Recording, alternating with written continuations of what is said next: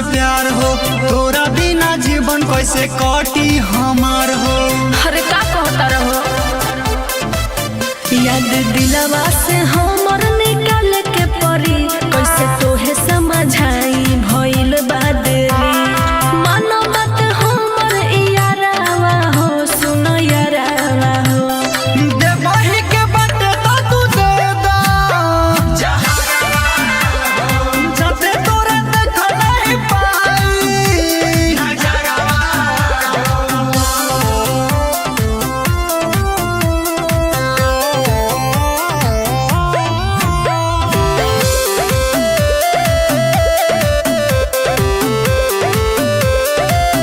अरे देख नहीं पाई आँख तो हर विदाई, पैसे निमन दे द माहुर खा के मर जाई।